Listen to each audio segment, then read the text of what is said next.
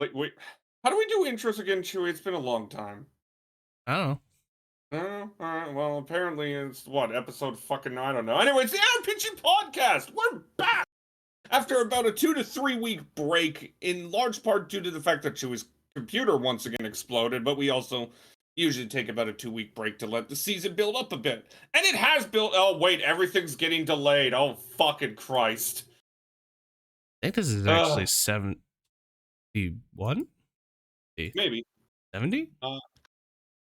Anyway, Chewy. 69. Oh my god, this is episode 69. Haha, make a funny joke. Chewy, how are you? I'm good, I guess. That's good. In the meantime, I'm doing well as well. So let's Good enough. start out with a couple quick little things. First, the Swiss concert was last night. It was fucking amazing. I loved every second of it. The live band, but especially the fact that the crowd was allowed to scream, made that concert so good. Because if you don't know, up until pretty much recently, I don't know how recent, you weren't allowed to speak in concerts in Japan. Oh, yeah, no. No noise whatsoever. And let's just say the fact that they were allowed to made that concert so much better. It also helped that Suisse just fucking kills it. But then the ending happened. She's having another performance on the first take, Yeah. which is, for those of you who don't know, it is essentially a one shot where a singer or performer or group will go on and sing one of their songs in just, well, one take. And while it is mostly Japanese artists, there have been some non-Japanese artists on it as well. Yeah. I believe Avril Lavigne has been on it twice. Yes. There was one more that I'm pretty sure. Kind of crazy because I'm pretty sure I was one of the first 10,000 subscribers to First Take. Ugh. But the insane part about Suisse, her first one, the one that aired last week, has 7 million views. Oh, yeah. In the span of a year, there's like only 8 videos with more views. Yeah, no, it's kind of insane. They have like all these other. And like she's in, well, if we say 4, 8, 12, 16, 18. No. Let's go again. 4, 8, 12, 16, 20, 24, 26, 30, 34, 38. She's in like the top 100 of the views already. Yeah, it's kind of insane. Like, you Oh, look at the artists that are on there and everything. Like, yeah, and there's a lot of good ones. Like, I remember the performance of Daddy Daddy Do. I mean, Lisa. No, yeah, there's a lot of Eimer as well. Eimer has a lot of like the Grunge one by Lisa, wasn't it? That one was Lisa, so and then she performed Homura. Oh, Harry Styles was actually on it too. He got about that 7 was the million other as well. one I saw. Yoasabi has a good one. Of course, the most viewed one is Takumi Kitamura singing Neko. Oh, Claris was on this one too. Lots of them, but yeah, no, Suisse is killing it. Sesame Street with Hinata Zaka's 46 idol group. Suisse is killing it. It's gonna be another one. She's gonna perform her new single that she debuted during the concert. It's a good song, by the way.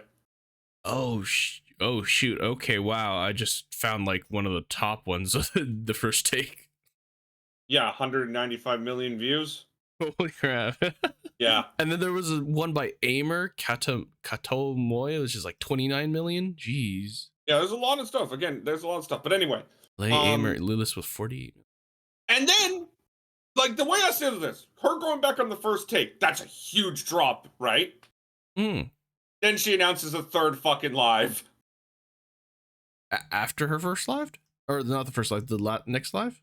The last announcement. So like, you know how the concerts ends with announcements, right? To collaborations. She has a couple collaborations with Real Sound, right? Then she dropped the first take reveal, and then it's like, oh yeah, there's already a third live coming. Date yet to be announced, but it is confirmed. Wow. When I was writing my little review of it, wrote it like this, and like the crowd talked, it was good, and then I think Suisei and Sora are like the flagships of the musical part of Hololive, and then the ending, and then I lost my mind because just like first take is big enough as it is, right? Like Having another song, yeah. Huge that she was on it. Having But being then on it a just second time. Live? Oh, that broke me and like 90% of the internet for about 2 hours. But yeah, no, Suisei has a third live. It will be happening sometime in the future. There was never a exact date reveal. Yeah. Other you. Yeah. So yeah. that was yesterday for Hololive. And the day before for Hololive was actually pretty big too, as they revealed their new idol outfits. Oh yeah. Because when Fez was first announced, it was announced that they would have new designs for the idol outfits, and they kicked so much fucking ass, Chewy. Absolutely gorgeous. I love how there's unity in difference. Like, together, it feels like they all belong together, right? But even with the different outfits, since every branch has a different style. Like, ID has this more like upbeat with like a lot of bright colors, right? Like we see yellow, we see pink, we see a big thick blue, we see red, right? Then in English, you get these more like futuristic, simple looks. It's black with white, right? Yeah. Nice shots of the belly, and then with the JP, you get this. What again? Typical idol look, but it's amplified because I love that jacket so much. The jacket is such a nice touch. I love the jacket. And like, again, it's branch unity and it's company unity all combined into one. And I can't believe they actually did it. Also, I love the hats. The little hats, the little tiaras. Like, again, Hololive did really good with from Gen 5 onward with the idol outfits of finding ways to keep the idol outfit the same, but stylize it a bit. And this just feels like the next evolution, where everybody gets to pick what they want to wear. You can wear pants, you can wear skirts, you can have tiaras, you can have hats, right? Like, there's a stylish to it that I just like, and it looks fucking gorgeous. Sorry, excuse me. I also like how, again, the three centers of the image are Laplace, Sora, and Fubuki. And you can make the argument that those three are probably three of the most important members of Hololive. The what? In the center of the image, right? So, like, the first thing you see is, of course, Sora, then Fubuki, and Laplace. I like that. Again, I'm really big on... One thing I'm really big on is presentation. And it was great. I also like how they continued to use Eofi and Kiara for the big reveals. Okay. But yeah, no, honestly, really good. Really couple good days for Hololive. Sadly, me and Chewy did not get into the fourth Fez Lotto. Nope. And the general sales lasted about 2 minutes. Yep. So we'll be watching fourth Fez while Chewy is nicely joining me. Does mean a little bit to me. Well, what? You know, I've said it multiple times. I know, like, Hololive is my thing, so it's nice that you also at least have some interest in it. Yeah. How do you think I feel with I have nobody who likes sports except for you, and you like shitball? Oh, sorry, I don't. Sorry, I only like basketball. But yeah, no. So those are Hololive, and I thought before we dive into the anime, I want to talk a little bit of Fire Emblem Engage, since we have our Fire Emblem Let's Play that we hopefully continue again. But Engage released what? A week ago? Yeah, about a week ago. It's about 8 days old. And honestly, I really like it. Mm-hmm. There's no denying that the story is simplistic as fuck. Like, it's straightforward. There are the rings. Grab them before the Fell Dragon does. Mm-hmm. But if there's one thing I want to quickly focus on as like the only thing I want to talk about is I really like how they handled Alear, the main character. The developers, they came out and they said that they didn't believe the people of the time could relate to a protagonist that is just like, I'm the hero and I must be brave and whatnot. So yeah, I'm just the hero. Like, those type of protagonists. Essentially, that was Byleth. Don't get me wrong, I enjoyed Byleth as like, he was a great bouncer of like the paralogs and like the supports. Okay. But in terms of a main protagonist, he's literally an emotionless hero. Yes, he has his reasons, but still emotionless. He literally has a god inside of him, and it's like he was built for that since day one, right? Sorry, just kind of hacking here. With Alear, they went for it in a different way. And the one thing that I loved is, you've probably seen it. The start of the game, right? Alear wakes up. She's with Vander, Klom, and Fram, right? Yeah. And the corrupted show up. And Vander's just like, you are the brave divine dragon. You will obviously get ready to fight, right? And Alear's just like, no, we run. Run. And like that right there sold me on Alear. And for the most part, I think they've done a good job at telling a story about a hero who understands like their role. Like Alear knows what they have to do. But rather than having somebody who's ready for it from day one, right? You can clearly see that they're telling a decent story about Alear growing into the role. And I really like it. And it's allowed the story to, even if it's predictable at times, be rather fun. I like the little twist in the middle of the game. I've enjoyed the characters from each of the 3 to 4 major kingdoms. The characters themselves have been fun as hell. Yanaka is an obvious highlight. A girl who is a thief who is trying to put on this allure of like, hiya papaya, I'm so happy, to hide the fact that she's actually a ruthless killer and she's trying to run away from her past. Ding-a-ling. And like, yeah, no, it's just fun. I also love the classes. I cannot believe it, Chewy. They made the armored classes good. Like, Luis, one thing I really like, actually, is how they split up the weapons. Okay, yeah. So like Great Knights, like I'll just quickly bring this up. 3-house Great Knight, right? So the 3 houses Great Knight. He could wield a where is it? Axe, sword, lance, right? Yes. But he was mostly an axe because he came from the general. Not the general, the knight.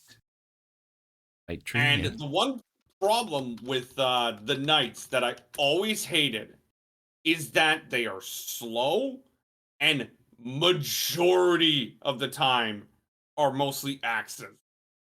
Yes. And fuck me, they do not do anything. Like, I generally hated using armored knights. The only time I enjoyed using an armored knight was Edelgard. And even then, that was only because Edelgard had the movement speed. Right. Oh, look! They actually gave knights movement speed. And they split it, so now you have a lance armor, you have a axe armor, and then with the Great Knight, you can choose to either specialize in swords and axes or spears and swords. Yeah. And it's just little things. And also, I really like the engaged system. It's fun. I love the classes. The dancer's always good. The thieves are broken. The thieves are absolutely ridiculous. Okay. Like the thieves or the wolf knight, because the wolf knight is a similar class to the thief. Oh, okay. Is that the Right? what's her name? I forget her name. I saw her. Marin. It's the blonde with the tail. E. Yeah, like they're ridiculous. And the only reason I'm not using Marin is because I already am using so many thieves. Like Oh. I'm using I've been using Yunaka and I'm using Zeklov, Oh. and I'm already thinking of like a second playthrough, what other characters to use, right? Since like I want to switch it up. Like before I got tired of her, I was using Chloe a lot. I'm going to try to turn Anna into something ridiculous next game. Oh Because boy. apparently Anna has one of the highest magic growths in the game. So if you can turn Anna into a sage, right? E. And turn Anna into a sage and put her with Micaiah, the thing, Dang. you could turn Anna into a money farming dodging queen. Queen, please. Yeah. Because of Anna's skill. Oh jeez. Yeah, but like her magic growth rate is 50%. Oh. And Okay. like it's just insane. But anyway, I'm really enjoying Engage after this game. After this, I will probably go play a little more after dinner. Or play with you, because I think we also got to play some Smite today as well. Anyway, let's talk about anime. Talk about anime. We'll be talking. I want to talk about what, half an hour? What? All right, we'll talk about anime. Anyway, I'm so confused. anyway, What I'm gonna was that? start. I'm gonna start from Monday on my count and go all the way down to Sunday. It's only been 17 minutes. Okay. Okay. Monday. Give me a second. Yeah. So for Monday, I have 2 shows, and those 2 Monday. shows are pretty good ones. I'm gonna start with the one that I consider the worst of the 2, but it's still pretty good. It's Reborn to the Master of the Blade, from Hero King to Extraordinary Squire. As you know, one of the reasons I was interested in this anime is the character designer for the light novel is one of my favorites. Right? Okay. And you ever watch a show, Chewy, that you know, like, okay, this isn't great, Yes. but you really like it because of the charm? Yes. Yes. That is essentially this show. Like, it's solid, has some good moments. It has some it has a lot of fun characters, This but one. what carries it is the charm. The charm is absolutely, absolutely the thing that just runs this show. Ah. And the one thing I like is that the main character, Ignis, is just really fun. Oh yeah. Like An there's interesting nothing star. there's nothing really batshit insane about it. Very Uh. straightforward. Yeah. Hmm. I like the way they explained that why she doesn't have the mark, so she seems like she's weak. Yeah. Yeah. It Yeah. makes sense. And overall, I think it's been a solid show. It's been fun. Fun. Like I'm not gonna say it has anything, it's anything extraordinary, because it clearly isn't. But No, like it's for example, if I look at its rating on Mal right now, just to give an idea, like it's rated on Mal 7.5. Honestly, I think that's completely fair. yeah. I like how it's kind of just in its own element, sort of thing. Yeah. kind of Like going. again, it's one of those shows that I quantify as it knows what it is, so it just doesn't really like have to do much. It's kind of like another show we'll get to that understands its point. Yeah, it's fun. Neat little characters, decent world building, but again, nothing crazy to write home about. Like if you ask me, this isn't going to end up an anime of the season candidate by any means. No, no, but it's like for me that it's probably something that just be one of what do we call it in the EOTY awards? Something you just enjoy Yep. that you would still recommend to other people. I forget Yeah, what it was. What was it? Right? it was like the unknown, the mid something. Mid, yeah, the mid award or something like that. Yeah. It's like it's enjoyable. You could still enjoy it. It's just, there's still other stuff that's way better, but you could still watch this and enjoy it for sure. Oh yeah. Alrighty, and then the second show I watched on a Monday is well, it's probably the best anime of the season. Finland Sega. Um, I can't stress enough how fucking incredible this show is. Oh yeah. It builds off perfectly off season one, which is all just Thorfinn's downfall. Hmm. And the first episode introduces us to the new main character. Well, joining the main characters actually, Einar. He is a Englishman Norse Englishman who gets put into slavery because, well, his whole family and village is killed by Vikings. Yay! And the episode ends introducing us to Kettle and, more importantly, Thorfinn, who pretty much just a shell of himself. He's ragged. He looks like he hasn't ate or worked out in a year. And oh, by the way, it was literally a year between Thorfinn in the farm and the Thorfinn that gets put into slavery. Oh yeah. So like he broke down a year. And the one thing I love, it's a showcase that the lovable son of a bitch Ashalad was right. Thorfinn had nothing. Ashkelad dies at the end of Ashkelad dies, Mm-hmm. and Thorfinn's life is completely over because that's all it was. Yeah. And it's the tragedy of Thorfinn that makes this show so amazing. Yeah. But also, while it's the tragedy of Thorfinn, it's the buildup of Thorfinn. Because now we're starting the process. As I said in my latest tweet about the show, now begins Thorfinn's revival. Hmm. And I'm very interested to see how they do it because it's just great. I love the latest episode, how the two idiots try to make Kettle's son kill Thorfinn and Einar, and Thorfinn just breaks them because, I mean, he's like, I just want to die.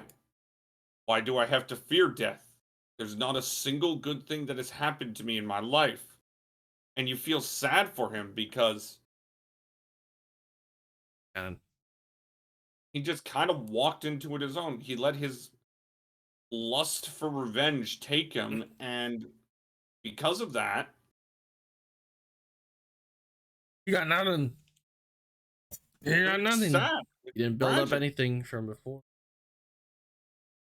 He made his whole he Whole made life. his whole about killing Ashland, and when it was taken from him, he had nothing, and he just broke. And that's the tragedy of Thorfinn, and that's what makes Thorfinn such a fascinating character. And I'm so excited because now that Snake is there, it's going to bring it up, and then we're going to get more back to Canute. He's coming back, Mm-hmm. and I'm just all ready for it. Like, I love this show so much. Anyway, was there anything on Monday for you? High card. High card. The fuck is high card? All right. All right. No, we didn't talk about that at all, did we? Oh yeah. Wow. Okay, it's been a while. So high card. think this is an original, actually. I could be wrong. Yeah, it is an original anime from what I can see. Yeah, it's completely original. It is by Studio Ah, Hibari, which as a studio, the only show they have under their line that is. is like considered good. Maybe Moonlight Mile. They did a major season, Oh, yeah. Like, yeah, that. but their latest anime that they worked on was Tekken Bloodline, Oh. which was in 2022 of last summer. It was on Netflix and it wasn't received well. They did work on a movie in 2020 called MB No Arranger. English is The Stranger by the Shore. And I mean, it was received well. Oh, that's good. Anywho, let's talk about High Cod. I mean, it's an interesting concept. Basically, this world, the continent is split into four kingdoms. This honestly feels like a little bit of a Black Clover in this esque. They're based off of the four suites of cards. There's like Heartland, I think, or whatever. The something Spadia. They're all just whatever word play on words of the suites, whatever suits cards. Um, and in this sort of and a modern setting, almost like it's like the dawn of it's past where I'd say this is like when, for us at least, for Earth, when like the cars were starting to like take off and the development of automobiles and stuff like that. So it's The not the industrial beginning. era, it's like at the start of like when the world is pushing forward in industry. It's a little bit further than that, I feel, because it doesn't, at least I don't seen it so far. It feels like sort of like the 50s 60s area where it's like there's mobsters and stuff like that, and like types of Of the cards. description, the world order can be controlled by a set of 52X playing cards. Yeah. Yeah, so basically it's that sort of era. And in this area, yeah, there is a deck of cards that give different types of abilities to people, but only to well, I'll figure out later. But basically, each card has like a different power and stuff like that. At the very beginning, it is shown that like somebody was stole the cards, or is attempting to steal the cards from I forget what exactly it was, but it was a castle. I think it was one of the kingdoms, like the monarch cults. Um, and they were almost successful until I think, oh, who exactly shot it in the end or something, but like um the cards were in a case that got unleashed and they just like spread all over the place. So now there are cards just that flew all over the place in the like these this, continent of four random lands, countries. Um and we follow basically a an orphan named, oh god, I forget his name. Oh no, I forget his name. Oh Hmm. no, I forget his name. I remember the other guy's name, but I don't remember the blonde character's name now. But basically, this guy gets dragged into into this world of like where the playing cards are uh shown and everything, and there's people looking for the cards and everything. Random commoners have now just like picked up the cards and have bonded with them in a sense. Unfortunately, not anyone could just use the card itself. The card has to choose the player that they call, and they only bond, I think, with one at a time type of thing. So, Yeah. So he gets kind of get caught up in that when he's trying to help his the orphanage that he was raised in, like, get money and everything, because they were behind payments and stuff. Kind of stereotypical in that sense. And yeah, he meets the people of High Card due to, like, running into this whole card business thing. And he himself has been holding onto a card this entire time, and he just thought it was just a role playing card. And yeah, it's kind of wrapped up into it. It's hired by High Card, which is, I think, a group of it's a company. It's an undercover company that operates out of a car selling whatever motors something. So he's entitled a car salesman, but he's really somebody who's deployed by the government to retrieve cards, basically, to cover. And he's got to keep them away from, like, a couple other, like, several other groups that are also collecting the cards. It's a mafia group called Klondikes or something. And I think there was another group as well. So to push forward a bit, you're what, 3 episodes in, 4 episodes in? Yeah, no, it's interesting so far.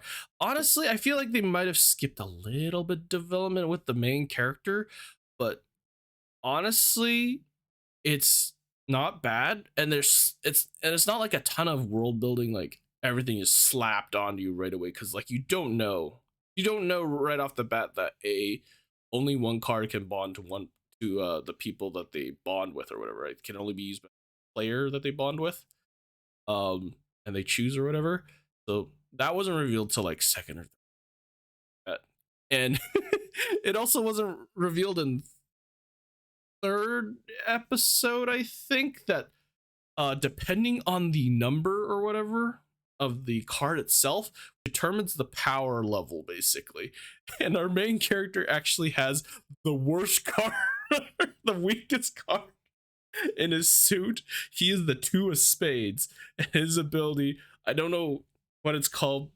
They have these, like, funny names and everything, but the number 2 is basically a handgun that always shoots straight. He has unlimited bullets because he can spawn them from the card's power, but it never, like, drops or anything. It just shoots straight. So you can stand there from across the country, like, say okay, let's say I'm standing across the road from you, and I could fire it down the road. It would keep going straight till it hits something. Yeah, or something blocks the way, basically. Yeah, it will just stay in that trajectory. So essentially, it is I'm going to fire this shot into the stratosphere. But I don't know. I think there's a limit to how far it goes. But the thing is, it just never It just never drops for as long as it's flying, basically, until it hits something. But it's a normal bullet, though, is the thing. And then there's, like, these cards that are they're the other person, Chris, the guy in a red suit, who's the mentor of the main character. He has ability called Calories High, I believe, where he is basically immortal, Marcel. You could cut up a piece of him and stuff like that, and he grows it back. The only drawback is that he has to eat a lot, use up his calories, basically, to get the parts back and regenerate. But there's stuff like that, where, like, fatal wounds to somebody doesn't necessarily mean fatal wounds to the players, to certain players. And then there's, like, another one where I think another person had the control plants and summon them and stuff like that. Like, come on. And then you have a guy, I could shoot a gun. I can summon a gun and shoot it, and it just flies straight until, it hits something. This is a normal bullet too, and I can get more limited bullets and stuff. But the thing is, I have to keep putting them back into the gun and emptying it. Oh, it's funny. Latest episode was pretty good too. Introduced another character, which was the manager of the guy of the main character's shop, basically the manager of the branch of High Card. And turns out, he he unintentionally was saving this person this entire time, which he thought it was just a kid or whatever. That is his man. And his he was caught in it because the antagonists of that one episode were trying to get revenge on the people that took down their family's factory company or whatever. And turns out it was that kid's father, and turns out the kid's father is actually like the president or whatever of High Card, the founder or whatever, the leader or whatever. And yeah, interesting backstory there. Alrighty. And the kid's ability is really weird. It's whatever, if he has a certain amount of money or whatever, he can actually buy stuff instantly with the money. Yeah, no, it's an interesting original so far. I wouldn't again say it's thing crazy put into anime of the year, but it's all right so far. So Tuesday now. Yeah, I have one show on Tuesday. I don't know actually. We can talk about it while I look. You ever have a person who is just like, very mellow, nothing really phases them, but they're a nice person, right? Huh? That is essentially the setting of the ice guy and his cool female colleague. Oh, okay. I did watch I'm one. just gonna be honest, Chewy. Animation-wise, this show kind of sucks. Like, there is some animation flaws, without a doubt. But I have not fallen harder for two characters and just screaming, please fuck, in my life. Oh. Himuro-kun and Fuyutsuki are just some of the best. It's like some of the best relationship building you will see. Okay. It just works. Mm-hmm. They just absolutely flow off each other perfectly, and they're so fun to watch. Like, that's the big thing too. They're so fun to watch because it's cute, and that's just it. It's very cute. Okay. And really, that's just it. That's it. Mm-hmm. It's just really cute. The two main characters are great. The supporting characters are very entertaining. And I do like that they at least acknowledge, like, oh, this is a fantasy world, right? Oh, okay. So, like, All our right. main character is a snow person, and everything. The main comedy gimmick of the show is that, well, his emotions cause blizzards. Okay. And the first time the characters meet he is literally stuck because he got too into what he was looking at and he froze. Okay. That's just cool. Pun obviously intended. I watched the that Mappo and Bender and the ability to cook anywhere or whatever. Ah, that was that Mappa one, yeah. That one honestly has been really nice. I've been enjoying it so far. It's a very different take on. Well, I mean, there's a lot of isekais that do different takes and stuff like that. I think I just enjoy this one. But it's still not. It's not like super focused on the cooking and stuff like that. It's still it's there. It they touch on it and they talk about it and stuff like that. But it's like it's part of the guy's character itself, as it turns out, like throughout the story. So basically, a guy named Mikoda, the MC, gets dragged into this fantasy world by accident. Originally, I think it was supposed to bring in like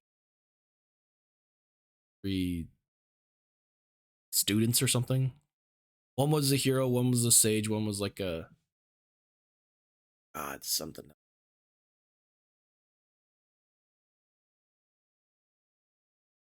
oracle The or hero something. one was the sage. One was a hero, one was a sage, one was like an oracle or something. Equivalent of like the holy icon, basically. And he was just brought in by accident, so they just kind of let him go. And because he's a salary man, he's actually like so happy because he doesn't have to go back to work, basically. And I'm just sitting there like, feels good. Like me, for real, for real. And his ability basically allows him to buy from a magical shopping net, basically, which is from his original world, and he can buy those stuff and just basically eat them. It gets instantly delivered to him magically, a cardboard box, and it's like consume it or whatever. The food though, or the ingredients or whatever he gets delivered though, finds out later, actually gives buffs to people, and they're actually pretty crazy buffs as well. So he goes around, he ends up trying to like get out of the kingdom itself because something's going on with the kingdom that originally summoned him, and turns out they're just like they're summoning people, and they're recruiting all these, they're conscripting all their population to Come to me, baby. That type of yeah, to fight off the demon king, the demon army and stuff. So they're like the kind of Demon King. demon army and whatever, but they're basically sitting the people that don't do anything are like the nobles, and they're just kind of sitting on their riches, right, while everyone else works for it, while they script and summon. Nah, just stereotypical shit. Anyway, keep going. Yeah, so he's trying to get out and stuff like that. They're kind of putting like a tight whatever lockdown, or trying to lock down as much as possible so the population doesn't all leave. So first episode, he hires a group of whatever adventurers to escort him out of the kingdom itself to an area. He cooks for them, and I believe they cook some. First dish I think was some sort of beef or something, and then he meets the Fenrir at the very end, who then like basically falls in love with his cooking. Doesn't really say it because he's like a cool dude. But when he eats, he's like ecstatic whenever he like eats the food and stuff like that. And then he's like, oh yeah, make a contract with me, human. Like, what? He's like, I don't want to. He's like, I didn't hear you. He just kind of forces Makoto to just make a contract with him, and then expects 3 meals like a day or something. And he eats a ton because he's a Fenrir. He's just eating all the meat and stuff like that. Provided. And so he gets kind of tied up with that. Yeah. So now there's basically he's on his way to just get out of the kingdom, travel, and then meet people and cook lots of different types of food. The Fenrir kind of supplies, or kind of the Fenrir sort of solves a problem of him like not having to buy stuff from his ability, because the ability of course like stats and stuff, and he doesn't want to get caught with it, and he doesn't get stuck somewhere cooking for this whatever stuff. So the Fenrir is able to supply and like hunt down food, like his own, all of the ginormous portions and like meals that he wants, right? So he supplies all this meat and stuff like that. He hunts down all the monsters, and Makoto's just kind of learning that like everything can be eaten. That's how everyone does it here in this world. They don't actually have much agriculture per se with like animals, because the entire land is just full of these monsters and that can be eaten. People eat. They've caught them. So there's no cattle around. There's no raising of cattle, raising of chickens. So whenever he brings up any sort of like meat, like really high grade, like say Wagyu beef or something like that, the people are amazed because like they've never had this level of food before, because they never raised these monsters or beasts or anything to be premium grade or anything, right? So yeah, one time I think the latest episode, he accidentally he went kind of crazy with splurging on his shop skill, because they sold all the things from the last episode that Fenrir got, and he got a ton of money. So, and the thing is, the shop uses currency based from this world, his new world. So, like, because he had a ton of money, it's just like he went and splurged a little bit there, and he bought just a ton of like mixture of meats, like sausages, menchikatsu, and that type of stuff. And he ate it, and he like shared it with Fenrir, and found that Fenrir basically got like his stats are already amazing, right? Because he's a mythical whatever beast blessed by like a god or something like that, or goddess. And the thing is, after eating all that food, his stats pretty much doubled. when after they were already like quite high as it is, they're like 9,000 something, all of them, and he gained like 4,000, 5,000, whatever stat to every single thing. By the way, Mikoto has appraisal skill as well. So Makoto's just like looking and it's just like sweating basically at this point. So now you can, because Fenrir can like feel the effects right away. He's like, I feel like I could like take down that dragon now, and stuff like that I had trouble with. He's like, what? In the middle of the night, he goes off and he kills like a bazillion like all these monsters in the area, and then turns out, and then Makoto has to like lug it basically in his little. Oh, he also has another ability, basically a storage space, a rare skill too. And no, yeah, he has to like lug all these like high grade monsters back to the guild and sell them all again, and just so many monsters. And it's like, I gotta like restrict how much I buy and use from the shop now. Basically, never giving the Fenrir that amount ever again. But yeah, no, it's actually really well done. I like the animation. I've read the manga, so it's honestly it's been pretty good so far with a good balance. Food and the fantasy world and everything, and Makoto struggles ish. The comedy's pretty good too. So yeah, no, it's interesting so far, and I liked it. All right, I would recommend, honestly, Marcel. I would recommend if you want just a decent comedy-ish watch. Wednesday. Speaking of comedy as watch, Tomo-chan is a Girl sucks at making me not love it. Okay. I thought I had you there, didn't I? I don't know. I was gonna say you're crazy. Yeah, no, I had you there. See, you thought I was gonna say it's bad, but no, it's actually pretty fucking good. No, it's. I think the one thing I really like about it is just our main MC male is a fucking idiot. Yeah. Like, just straight up, simply put, he's an idiot. He is painfully an idiot, but he means well, right? Sure. He means well. Like, you can see genuine feelings and, like, he's there to protect her, but, like... Honestly, one is just, like, doesn't want to admit it, and the other one is just, like, can't catch a break type of thing. An idiot. They're both idiots in their own right, but it's just like... Like, I don't think Tomo is that stupid. I think she is just oblivious. Yeah. But, like...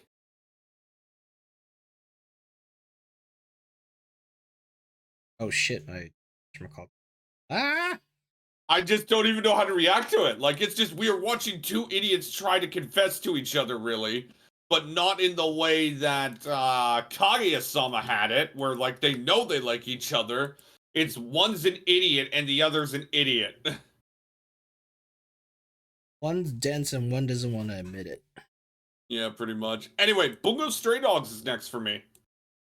Give me 1 second here. Struggling with what? Feel free to talk about. Just don't proceed for the day. Well, what are you struggling? You I'm coughing out a lung? having a wardrobe malfunction. Oh, How are you having a wardrobe malfunction sitting down? I don't know. You. Like shorts are being the string or whatever is gone. It's gone. You disgust me sometimes. Anyway, um, Bungo Stray Dogs, started out with the normal stuff, right? Uh, It always starts with a goal in the a goal in the past, a story in the past, right? yeah. And this time, it was the introduction of how the leader of the agency established the agency and met Rampo. Right? Yeah, yeah. And it's just so good. I love this show so much. And now that we finally got to the non-past stuff, we're actually in the present, and the first episode in it is a surprisingly back to Rampo. I thought they would have ignored him for a bit. But he's trying to solve a perfect murder because a guy's gift is literally he can make the perfect murder. Oh. Like straight up, he kills a guy by ripping off his face and having it smash on the ground, right? Hmm. But his ability essentially erases all the crime. Like all the fingerprints, all that is gone, and yet Rampo's gonna solve it again. So yeah, it's Bungo Stray Dogs. I mean, we're 4 seasons in. If people haven't watched this now, I don't know what the hell you're doing. And yeah, I generally think it started with the same quality we saw in season 3, which of course was great. I really cannot wait to start seeing like Kyoka, Tushi, Akutagawa, especially, who is just always delectably hammy, if you know what I mean, right? Yeah. Are you okay? I got it back. What happened? I lost a string on my shorts. Interesting. Anyway, next up on the list is Bull Fury. Wait, this is Wednesday, right? Yes, it's Wednesday. Oh yeah, yeah, yeah, yeah, yeah. Beaufort. Yeah, yeah, yeah. I love this show. I love this show so much. Like, just Bull Fury is one of the shows that just really understands. Again, I'm going back to this, but what it is, and what it is a lighthearted comedy, and just watching Maple break everything in the game while not even trying is kind of fucking hilarious. Yeah. And the perfect example is episode 2. So episode 2, right? Hmm. It starts with Bofuri's guild defeating the floor boss because, Maple was sick. Hmm. So Maple then, all right, guess I'll go fight the floor boss. Ends up fighting this random Oni, winning, and then gaining the power to spawn an army of like demons and Onis. Gosh. Just straight up. Her power, she spawns monsters and 2 Onis, and it's just like, this is the type of shit I love from Bofuri. Like, just everything about that moment absolutely killed me. Because again, they understand. Like, let's just play it how it is. And how it is Maple is literally a walking game destructor. Oh yeah, I watched this, so I remember. Yeah, yeah. And like, just I loved it. The latest episode was just, I think one of the underrated good parts about this is that watching the game creators try to defeat Maple. Like, this'll work now. This'll work now. This'll work now. And then they're like, "Well, no, it wasn't a failure." The very latest episode, they're like, Yeah, she did take. You did take damage. They're like, "Oh, she did." It's like from the terrain. The terrain, huh? I also didn't mind the use of CG, like in the book fight. Mhm. Like, it wasn't that bad. It was a little stiff at times, especially when Sally was running. But like, I enjoyed it. Overall, Bull Fury continues to be like just one of the best shows out there. It's so comfy. And another Wednesday show is what the fuck is this show, honestly? It's kinda of the Great Snow Sea. I what? I'm still trying to find out what. So we have like people who lived up in the trees, but now the trees are dying, so like kinda catches this girl who's gonna fly off into fucking space. And What? now they're going down. It just, yeah, no. Essentially, the main characters meet up because our princess is being attacked by a kingdom on the Snow Sea, right? Oh, kind of. Oh, yeah. No, yeah, no. Yeah. I was so confused for a second there. No. Okay, yeah, and I get what you're talking about.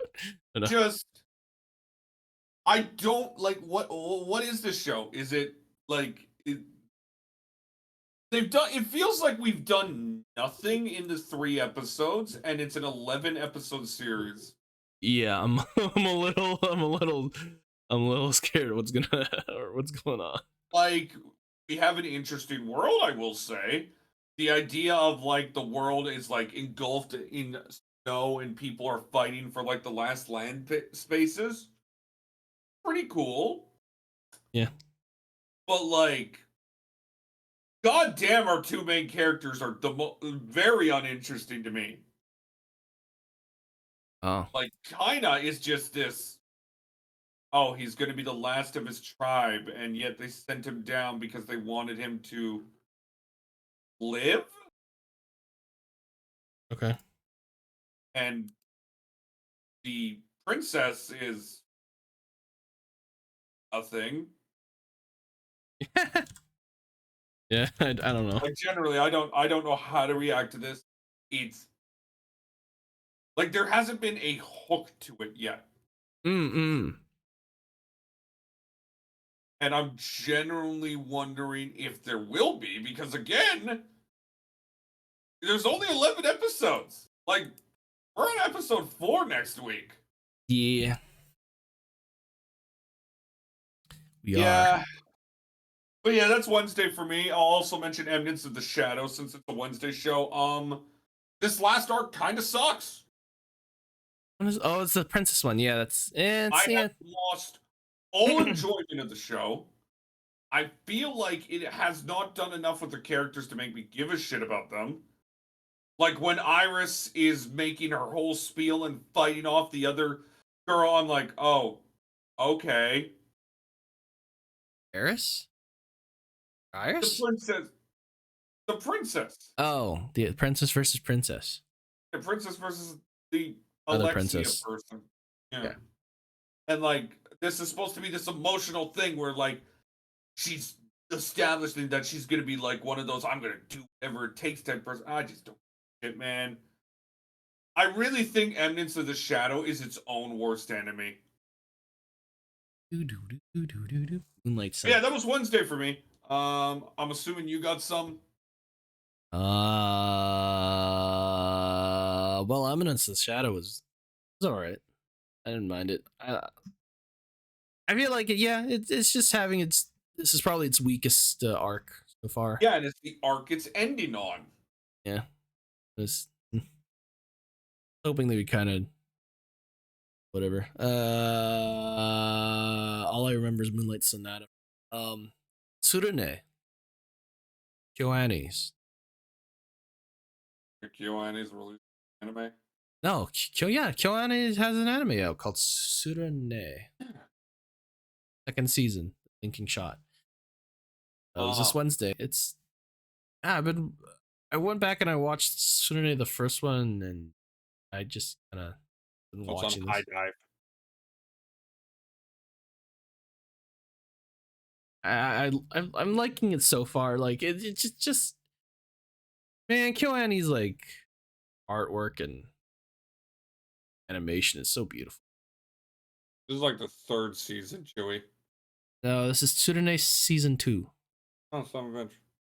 But yeah, First one came out like before the tragedy. I think it was before, yeah. Or that was must have. Anyways, it was not bad. Not bad. I just it's mm, it's different so far from all the sports anime that I've watched. So it's like because it's KyoAni as well. So it's they like to do And KyoAni is probably one of the best in the business. yeah they like to do sort of I'm so excited for Hibiki Euphonium season 3. yeah. So I'm just it's something I'm kind of getting used to with them actually doing a sport ish anime. the fact that Hibiki Euphonium season 3 injected in fucking vein. Okay, not not what we're talking Anyway, about. Thursday, I Thursday. guess. We have actually a little bit here. Cancol, if it isn't delayed every other fucking week, it seems. Yeah. The fruit of evolution is existing. No. Um. Spy Classroom is Yeah. How was that?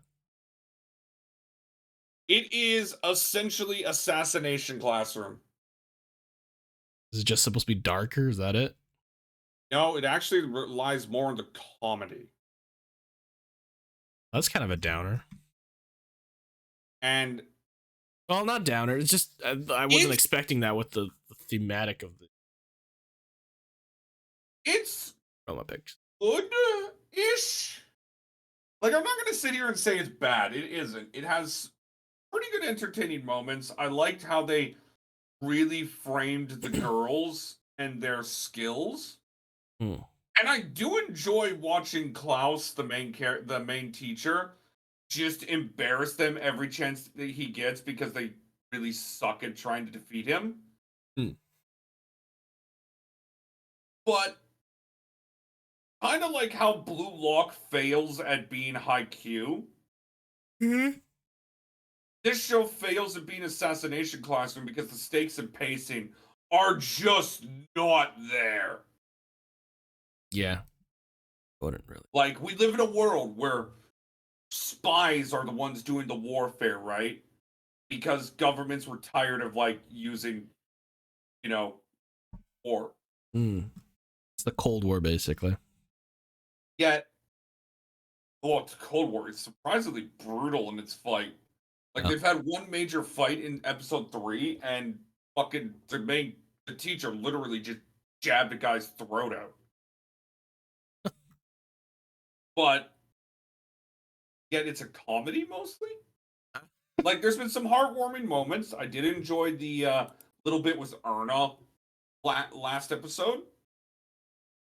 And I did like Lily's character. Like, the main character is very good. But like all the other girls I know nothing about. Like, their abilities, that's about it. Again, it just doesn't have the story structure or the pacing to really make use of its setting. So it's just basically as you said before, a poor man's Assassination Classroom. In animation wise, it's at least good. Studio Feel rarely miss on that mark. Okay. I still remember a couple shows from Studio Feel. Anyway, next up for me is Danmachi. And honestly, continued to be amazing. Yeah. The thing about Danmachi that I just love is they really understood how to make the stakes in this episode, in this whole season. I loved the battle against the giant boss monster. Whatever. Abaluna, whatever shit. Yeah, Anna Felicia or something. And And how the main group defeated it. Yeah. I love the stakes. I think the stakes have been perfectly written. I love that everyone stepped up, man. Come on. Yeah. Well, yeah, no, that's good. But no, I think the stakes have been perfectly written. I love the fact that the group is separated, but understood. Like, the best part of I think it was the end of episode 3, is when they decided we need to go save Belle or we're still going to die. because it may be the harder decision, but it was the right decision. And oh, look, 10 seconds later, the place they were trying to run and collapses in. Yeah.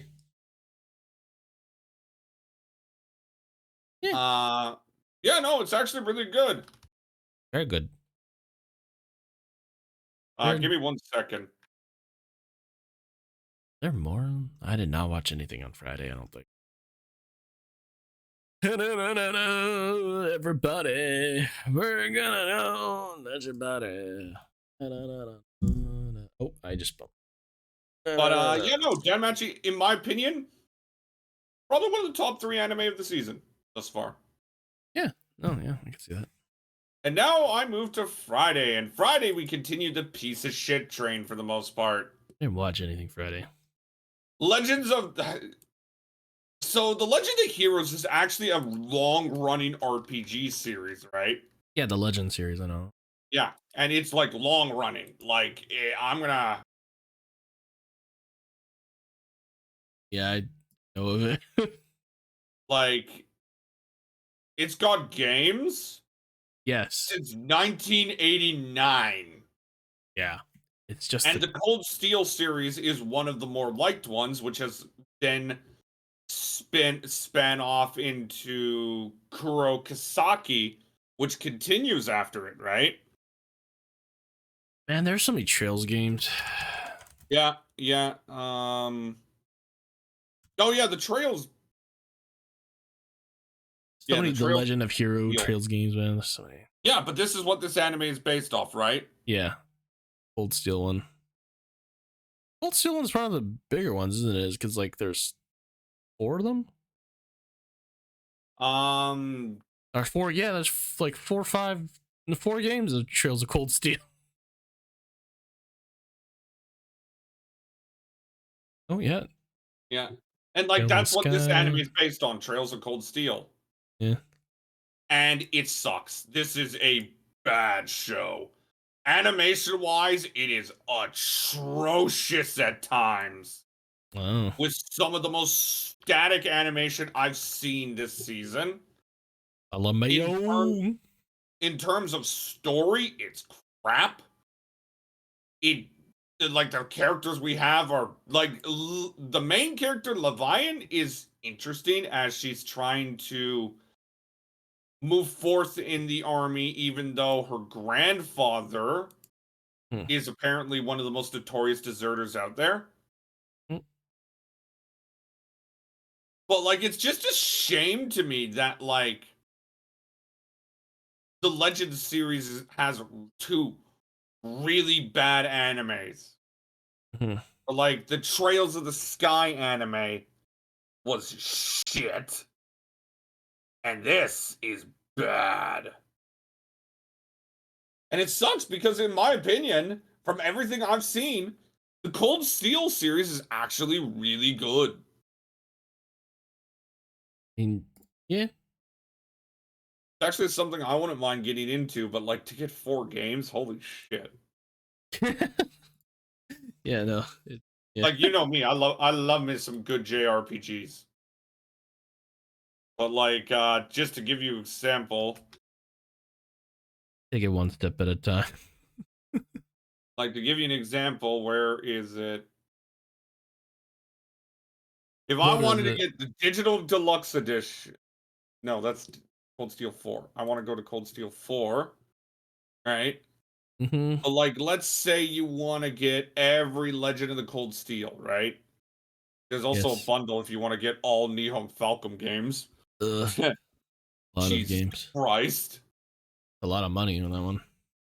Yeah, but like, the thing that pisses me off. 500. Oh yeah, that's a lot of money. Yeah, but the thing that pisses me off. Legend of Cold Steel 3 is $50.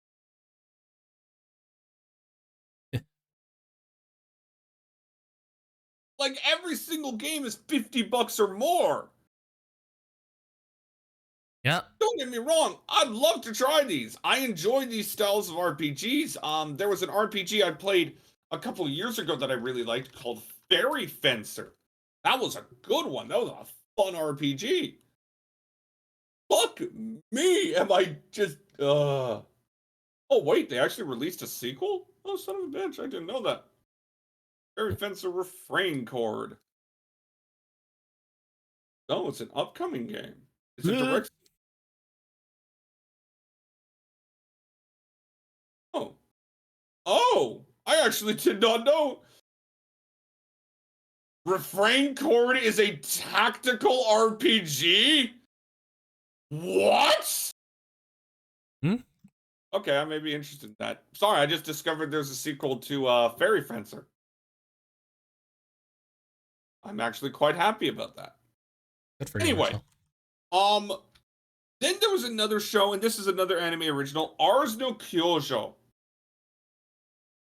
That's the one where they're hunting stuff, right? It's the great beast created the land, but the humans stole it. Yeah.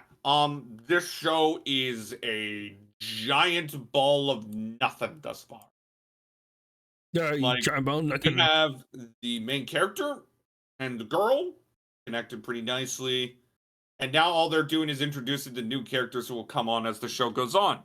So I'm hoping next episode we start to pick it up a bit, but I'm not face this. Like, it's not bad. Again, it's not bad, but it's just not great. right now, it's just a giant ball of nothing. Not great, it's not good, it's not anything right now. I'm just doing stuff, touching myself. Anywho, up next is the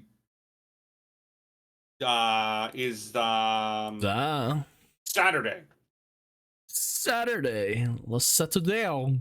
So I will cover My Hero Sunday. first, since it is not a winter show. The Endeavor story is fucking brilliant. I've said it before, I've said it again. And what makes this so brilliant is how they introduced his wife back into the picture. And essentially what they did is they really did a good job at showcasing that, yeah, Endeavor may be a monster, but his wife also failed as well to stop him, and she was complacent. And while Endeavor may be a monster, his children also didn't help. They just sat there ignoring it. They did nothing. And I really like that because, again, it doesn't delete what Endeavor did. No. Like, Endeavor's still a piece of shit. But it showcases that this route was more than just Endeavor being a monster. It was Endeavor being a monster and Ray falling apart and his kids not doing enough to stop him. And the funny thing is, and I ended my little talk about it with this, Shoto became the hero that Endeavor wanted. Okay, yeah. Except he got there by fighting against Endeavor the entire way, only now standing beside him. Okay. And I really like it. And it's just too bad that we're going to deal with the Deku being a fucking angsty bitch soon. Angsty bitch time. Oh, I hate that part of this arc so much. Like, seriously. And I'm going to talk about the manga for a second. The manga had an amazing chapter, right? It had a great reveal of, like, the new returning characters. We saw Gentle Criminal come back with his partner, right? That was amazing. We saw the sniper that we're going to meet in this arc come back. That was awesome. My Hero has found a way to have some of the best fucking writing imaginable, and then literally throw some of the stupidest shit we've ever seen. Like, generally, chapter 378 of the manga was amazing. But then we have stuff like Bakugo being revived by Edgeshot. Like, just fuck off. Anyway, welcome to Demon School Rumakun. Oh, yeah. That had probably the last 3 episodes were probably the strongest of the entire series. I loved when he saved Clara. I loved how Asmodeus came in, and it's just... So, I'm going to be honest here, I'm kind of glad the Harvest Festival is ending soon. Okay. Because Fuck me. I don't think an arc like this should last 17 or 18 episodes. Yeah. 17. Like, it pretty much has been the entire season. Like, outside of the first 3-ish episodes, it has been the majority the Harvest Festival. And you can even say the first two of the 3 episodes were dedicated to the Harvest Festival. Oh, Yowamushi Pedal is just such one of the most... I hate this show. Like, again, you end Yowamushi Pedal after, like, season 2 and don't go to the new generation. You got one of the best sports anime out there. But because they went to the new generation, I am literally watching a show that... Oh, fuck, did I miss... Did they just release 2 episodes at once, or am I losing my mind? Of what star? Yowamushi Pedal. Yeah, they did. They legit just released 2 episodes at once. Didn't see anything of that. Well, let me put it to you this way. The biggest problem with Yowamushi Pedal, new generation, is that it feels like we're repeating everything from the first generation, and yet it just doesn't hit as hard. Okay. Like, you get my point? Yeah, because of the whole it's already been done type of thing. Yeah. Like, Haikyuu. It's why I always say Haikyuu made such a great decision by not having them win at the start. It's kind of hard to whatever. Maybe they should have just lost right at the very end type of thing. It made it more. Well, it's not just not even loss. Like, you can win. But it feels like the author wrote them to win, and then it's just like, oh shit, I want to continue writing. What do I do now? Create new problems that they didn't have in the first season by accident. Except, no, they use the same characters, for the most part, doing the same thing. And Blue Lock just sucks. I'm sorry, I can't take it anymore. I pretty much I wrote a very good piece. I wrote a piece about my opinions on Blue Lock, and essentially what I came down to is when I'm comparing it to Haikyuu, Blue Lock and Haikyuu generally stand in the same length because of their stellar sport animation, right? The problem is Blue Lock does not have a narrative leg to stand on. Haikyuu makes the insanity believable, right? Date Tech's Iron Wall. The twins of Ina Ryazaki having a major in chemistry. Everything about Bokudo. Shiro Torizawa's dominance. All that the ultimate ace. But all that fits in the world, right? Grand King. You can imagine twins having great chemistry. You can imagine a team having a defense so good that it feels like you're bashing into a wall, right? Yeah. Or a team that's defensively keeps things going, and that's kind of their main offense. Well, and with because Nekoma. Yeah, and like that's good world building, right? So that allows Haikyuu to have the insanity, right?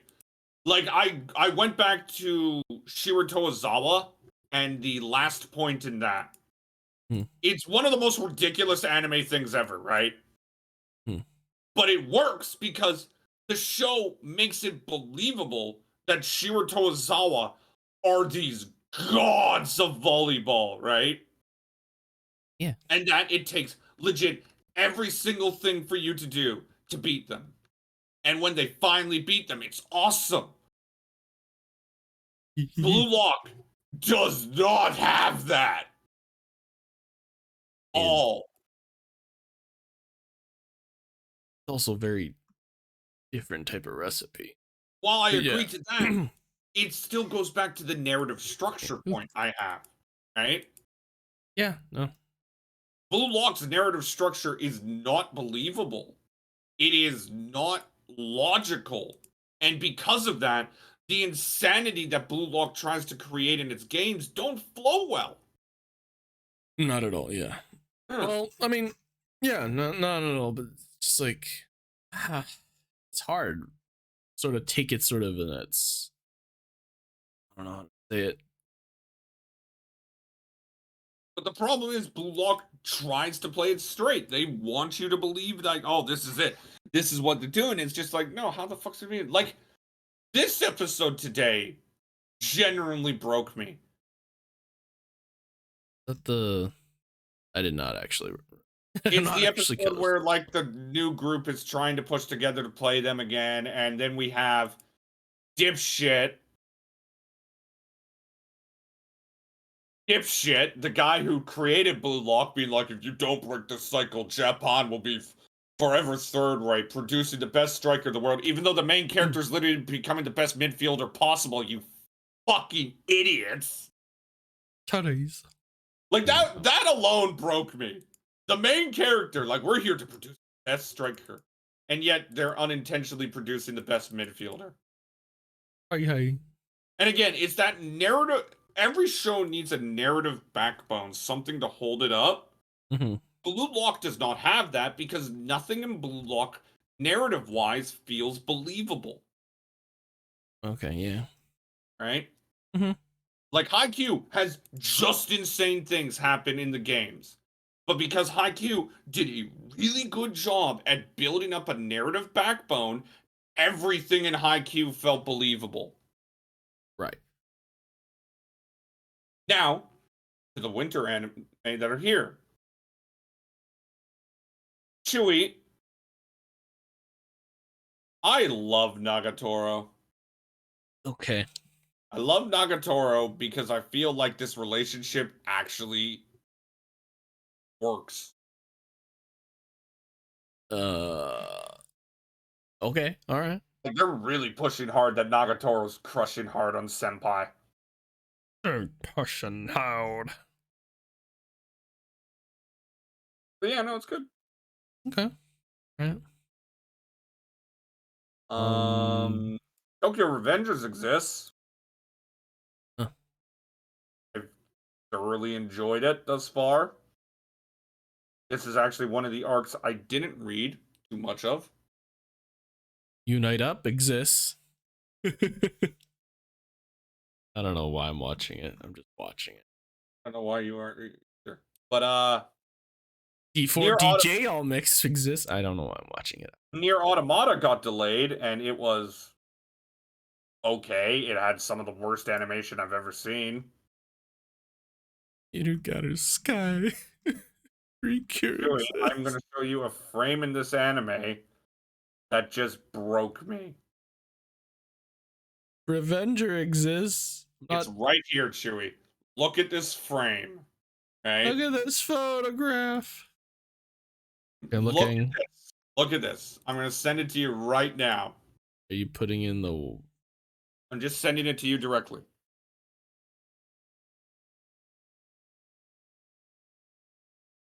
Okay. Look at how ugly this is.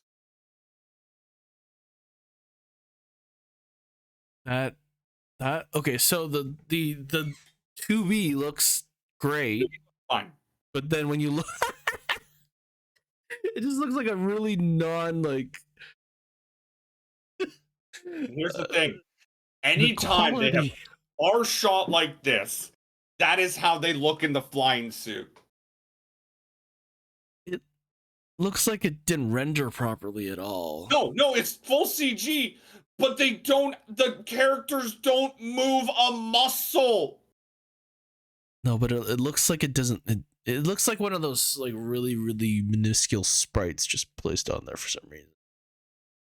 It's like a sprite added on top, pixel art sprite added on. Like anytime you see these things come in, it takes me out because it looks so ugly. Yeah, so I don't know when Nier Automata the anime will be back. Yeah. It's that it is. Let me just check. It's delayed. It's still delayed indefinitely due to COVID. Uh, Yeah. But yeah, no. It's okay. I mean, it's ugly at times. A show that's ugly at times yet quirky is saving $80,000 in another world. oh yeah, that one. Yeah, I've been Cute, kind fun. of watching that. It's charmful, but if I'm like saying $80,000 is like charmful and that's what's carrying it, it's not anywhere close to Reborn. Reborn in terms of that quality. Reborn. Yeah. Reborn in Reborn is the Master Squire. Okay, yeah, Like if okay. we're talking about a show that's full of charm, this show is full of charm, but it's nowhere near that. It's like a step behind in every faction. You said Reborn. I was like, Katekyo Hitman Reborn? And That's not playing. this fit of Demon Academy is very good, even though the obvious person of the Godchild was obvious. Obvious is obvious. Grace of the Gods just exists. This. But there's actually two shows that air on Saturday that I am really enjoying. Ice Blade Sorcerer Shall Rule the World exists. Chilling in my 30s after getting fired from the Demon King's army has no right to be this wholesome. You're wholesome. Well, I appreciate it. We thank you. But no, it's actually really Kidding. good. It is a very simple show. Dariel is just a god and he solves everything. But like, it's one of those things that's just really cute, and it's a nice, relaxing show to watch. Mm-mm. I like how.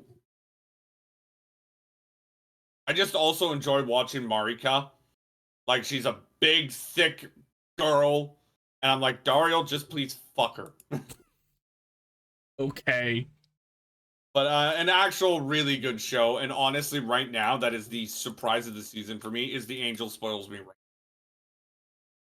Angel, whatever. The Angel Spoils Me Rotten. Spoils me. Essentially, this show went exactly how I thought, and I loved every second of it. I don't know what you're talking about, but okay. Of this show, The Angel Spoils Me Rotten. I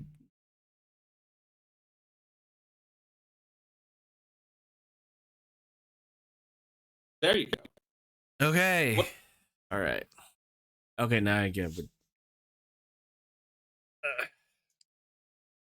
But what I was about to say is that the show has this feeling to it that I just really like because they played it incredibly well. I loved how the little this did the reveal that he's actually friends with the class angel. But like the best part of the show is they're like more obvious feelings for each other. Okay. And another thing that I really like is that the dark arc around Mahiru, the angel, is. It's one of those things where you just look at it and say to yourself, you know something bad's coming and you're just waiting for it. You're just waiting for it. You know it's going to jump out of there and it's going to go, rah, right? Yes. I love it. Okay.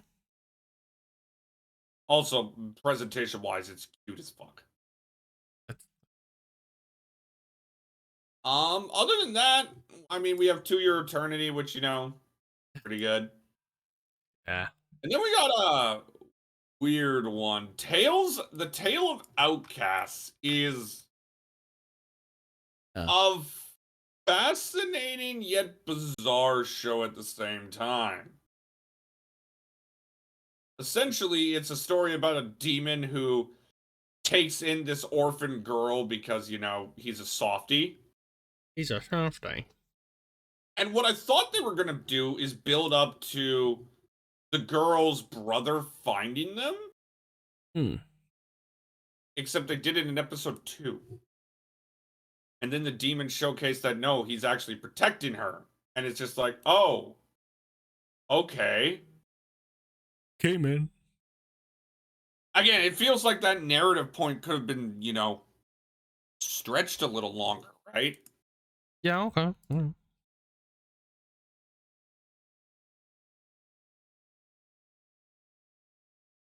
But didn't.